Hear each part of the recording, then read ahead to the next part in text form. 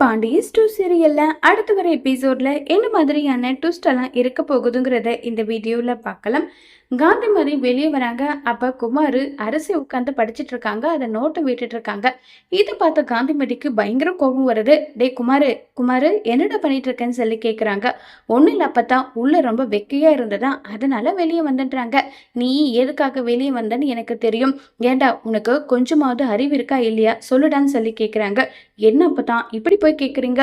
என்ன பார்த்து அறிவு இருக்கான்னு சொல்லி கேட்குறீங்க? எதுக்காக இப்படி கேட்டீங்க அப்பதான்னு சொல்லி கேட்குறாங்க. பின்ன என்னடா, அரிசியை உனக்கு வேணும்னு சொல்கிறேன், ஆனால் அரிசி உனக்கு வேணுன்றதுக்காக அரிசியோட மனசையும் அரிசி வீட்டில் இருக்கவங்களோடைய மனசையும் மாற்றணும்னு நீ ஏதாவது ட்ரை பண்ணுறியா? கிடையாது. உன் அப்பா முட்டாள் அப்பம் கூட சேர்ந்துட்டு அந்த குடும்பத்துக்கு எதிராக சண்டை போடுறது, அந்த குடும்பத்தை திட்டுறது, அந்த குடும்பத்தை அப்படி பழி வாங்குற மாதிரி பேசுறது, அப்படி இருக்கும்போது அரிசி எப்படிடா உன் கூட நம்பி உன்னை கல்யாணம் பண்ணிப்பா? இதெல்லாம் நடக்குமான்னு சொல்லி கேட்குறாங்க.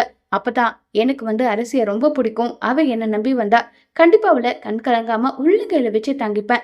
ஆனா அந்த குடும்பம் எனக்கு பிடிக்காது. அந்த குடும்பம் பண்ற வேலையெல்லாம் உங்களுக்கும் தெரிஞ்சுட்டு தானே இருக்குன்னு சொல்றாங்க.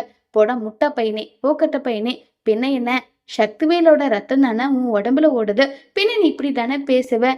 இங்க பாரு, பழையபடி திரும்பவும் நீ மாறிடாத.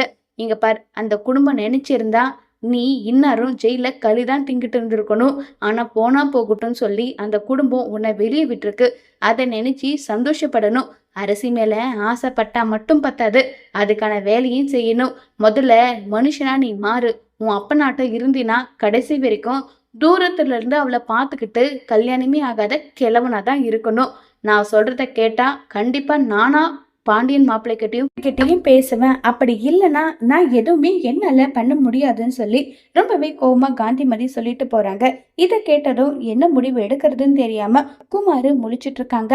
அரசிக்காக குமாரு மனசை மாத்தி பாண்டியன் குடும்பத்தோட ராசி ஆகுவாங்களா இல்லையங்கிறத வரப்போற எபிசோட்ல வெயிட் பண்ணி பார்க்கலாம். தேங்க்யூ.